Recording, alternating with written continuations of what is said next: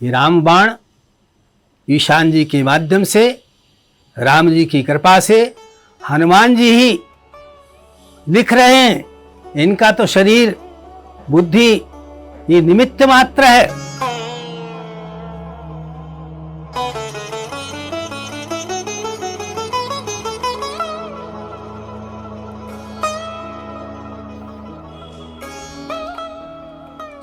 आज मैं आपको अयाचित कृपा के बारे में बताना चाह रहा हूं। अयाचित कृपा वह कृपा होती है जिसमें याचना ना की जाए और आप पर कृपा हो जाए। तो मुझ पर ऐसी ही अयाचित कृपा हनुमान जी की कृपा से अनेक संत महात्माओं, योगियों और महायोगियों की रही है। और विशेष रूप से यहाँ आज हमारे बीच स्वामी राम मिलन जी उपस्थित हुए हैं मुझ पर अयाचित कृपा करने। इनका मेरे पास फ़ोन आया कि ईशान मैं आ रहा हूँ और मुझे कुछ कहना है और रिकॉर्डिंग होगी। मैंने कहा स्वामी जी जैसा आपका आदेश। स्वामी जी का मुझसे मिलना एक संयोग था, उस संयोग पर ये प्रकाश डालेंगे। राम मिलन इनका शुभ नाम है और ये राम से मिलन करवाते हैं मेरे आध्यात्मिक उपन्यासों के माध्यम से।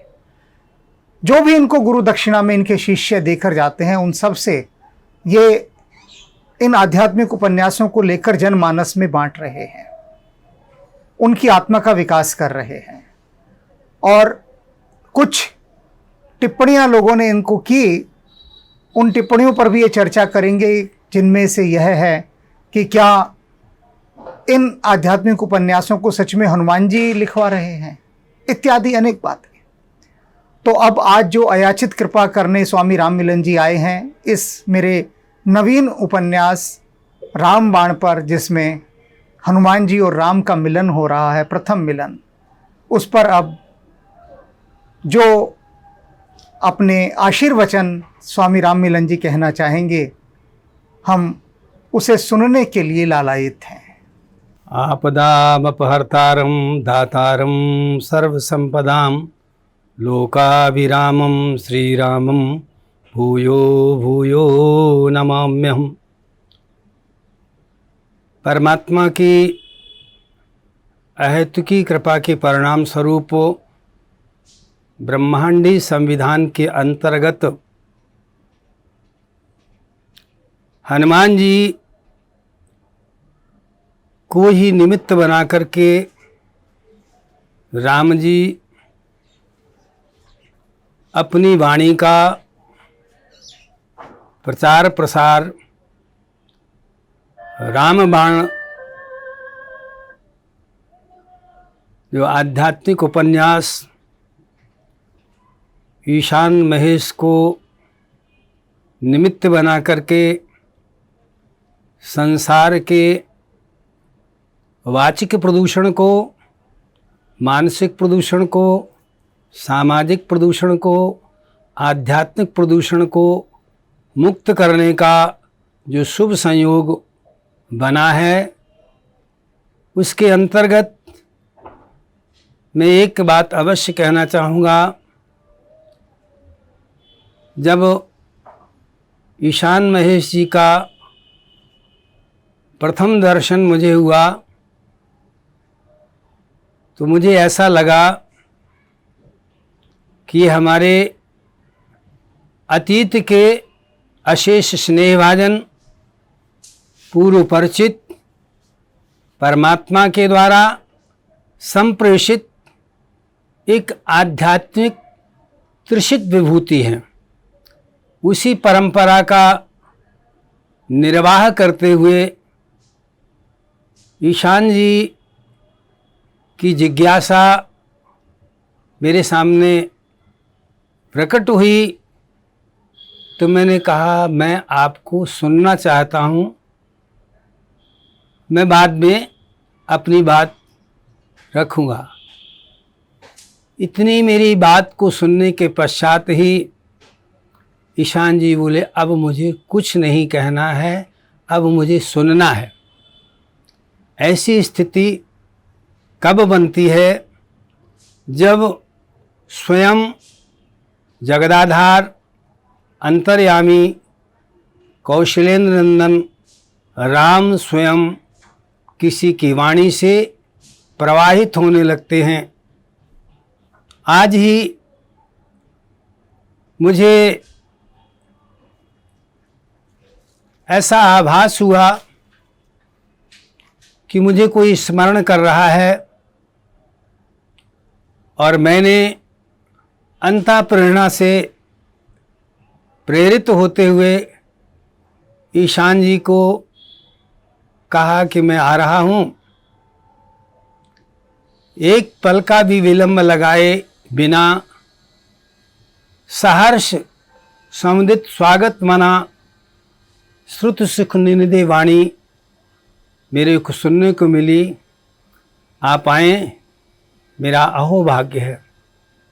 आते ही मैंने आपके उपन्यास रामबाण के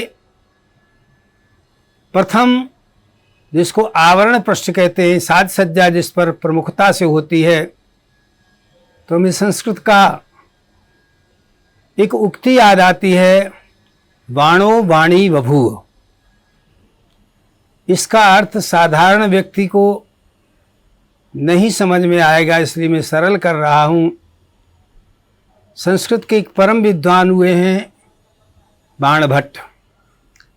उनके संदर्भ में उक्ति है कि साक्षात सरस्वती ही बाणभट्ट के रूप में उनके मुख कमल से कादंबरी नाम के ग्रंथ के रूप में प्रकट हुई।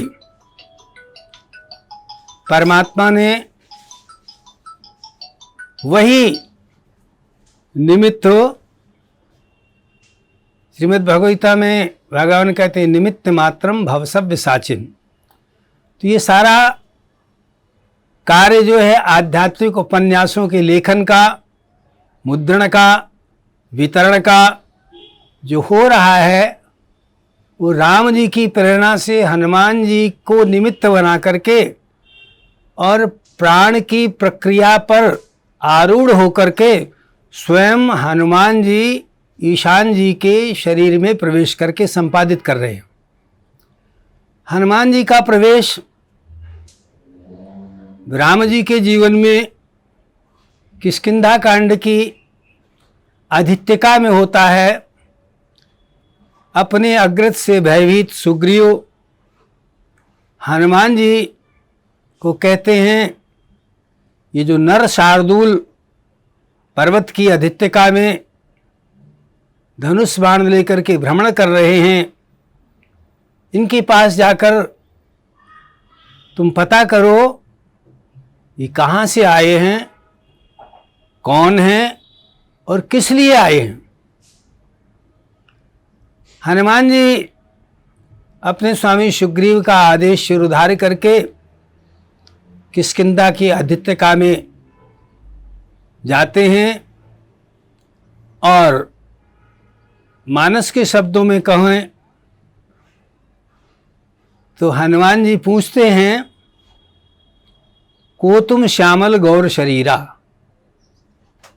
तुम गौर और श्याम वर्ण वाले कौन हो और किस कारण से यहाँ वन में विचरण कर रहे हो। को तुम श्यामल गौर शरीरा, कवन हेतु विचरहु वन वीरा। तुमको देखकर ऐसा लगता है तुम बलवीर तो हो, वनवीर भी हो।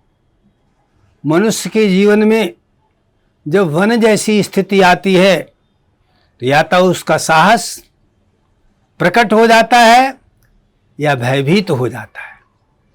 तो हनुमान जी की वाणी को सुनकर के रामभद्र कहते हैं, कौशलेश दशरथ के जाए। ये रामबाण के उपन्यास की भूमिका है। सर्वप्रथम तो वाणी का आदान प्रदान हनुमान जी और राम जी के मध्य हो रहा है, और जैसे ही हनुमान जी के वाग वैदुष्य से गदगद होकर के राम जी कहते हैं, ऐसी वेदांतनिष्ठ व्याकरणनिष्ठ सुसंस्कृत वाणी तो वेदज्ञ ब्रह्मचारी या वेद पाठी ब्राह्मण ही बोल सकता है। अस्तु, उन्होंने सौमित्र अनुज लक्ष्मण के कंधे पर हाथ रख करके कहा, लक्ष्मण मुझे संभालो, मैं इस बटुक वेशधारी ब्रह्मचारी ब्राह्मण के वाणी के प्रवाह में बहा जा रहा हूं।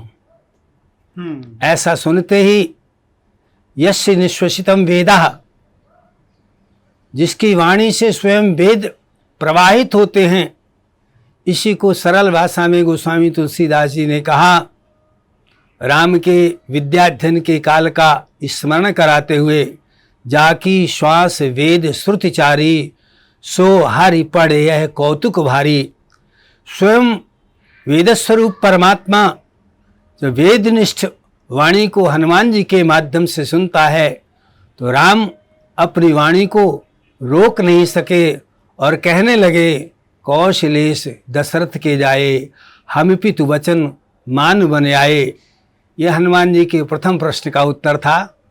आप कहाँ से आए हैं, कौन हैं? कवन हेतु विचरहु वन स्वामी, तो कहते हैं अस्मिन् स्थले अपहृता मदीया भार्या, इसी वन प्रांत में मेरी पत्नी का अपहरण हो गया है, उसके अन्वेषण के लिए मैं यहाँ घूम रहा हूँ, खोज कर रहा हूँ। हनुमान जी आश्वस्त हो गए। उसी से शुरुआत है इस उपन्यास। वही इस उपन्यास की कोख है, कहो एक तरीके से। जैसे माँ की कोख से पुत्र जन्म लेता है, तो ये राम बाण की कोख जो है राम और हनुमान की वाणी है। और राम और हनुमान की वाणी ईशान जी के हृदय प्रदेश में स्फुरित होते हुए, और मैं कहा करता हूँ कि रहाँ जब राम जी देखते हैं सीधे सीधे मेरी वाणी से सामने वाले का कल्याण होने वाला नहीं, ये वाणी को समझ नहीं पा रहा है, ये तो बाण की भाषा समझता है और बाण की भाषा समझाता है, तो वहाँ राम बाण के माध्यम से जिनको अपने शस्त्र पर अपने बाहुबल पर गुमान है, वहाँ राम बाण के माध्यम से वाणी का ही प्रयोग करते हैं। देखने में लगता है कि बाण और वाणी दो अलग हैं, वस्तुतः जैसे स्थानीय मान के आधार पर प्रारंभ में 0 होता है और उसके बाईं तरफ जितने भी अंक लगते जाते हैं तो 0 का महत्व उतना ही बढ़ता चला जाता है। वस्तुतः ये राम बाण का उपन्यास और रामचरितमानस में राम ने कई बार बाण का प्रयोग किया है, अर्थात बाण की भाषा से सामने वाले को उसके लक्ष्य को और अपने उद्देश्य को दोनों को एक साथ पूर्ण किया है। आपको स्मरण दिलाएं, जब राम प्रथम बार विश्वामित्र के साथ वैदिक संस्कृति के उद्धार हेतु पिता दशरथ से वियुक्त होकर के चलते हैं, तो सर्वप्रथम सुकेतु सुता ताड़का उनके सम्मुख आती है। वनवास में इसका उल्लेख है।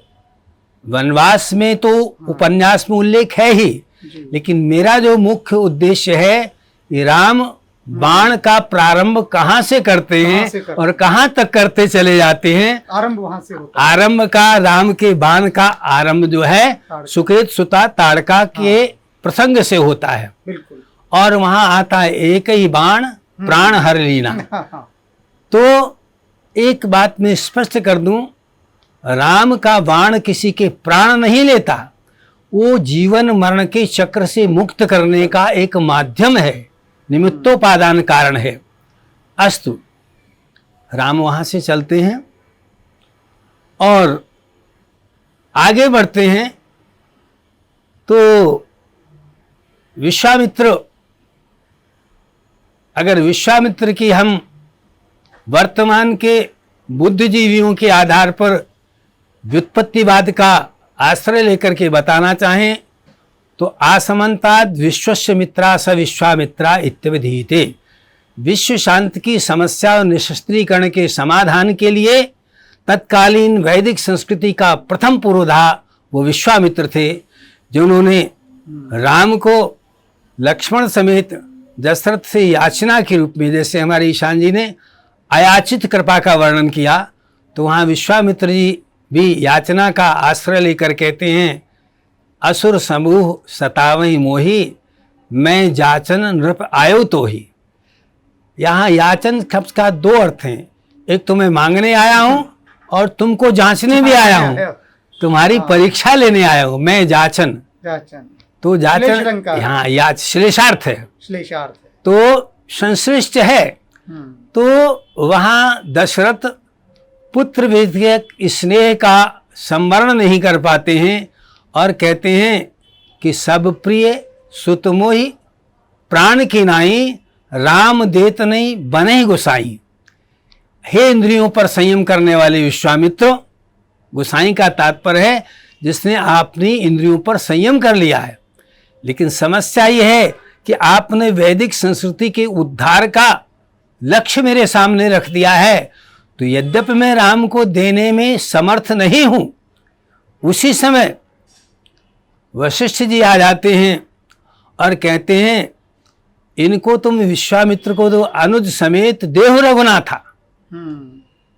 ये विश्व शांति की समस्या का पहला समाधान का शुभारंभ अयोध्या के भवन से और विश्वामित्र के माध्यम से राज्य संस्कृति से आरण्यक संस्कृति को भेदन करता हुआ और विवाह पाणिग्रहण के संस्कार की पूर्ति के पश्चात दशग्रीव के अहंकार युक्त साम्राज्य का सरमूलोच्छेदन न कहें तो उस संस्कृति में परिष्कार और संस्कार, संस्कृत और संस्कार की त्रिवेणी के प्रवाहित करने का मूल माध्यम राम का बाण ही है।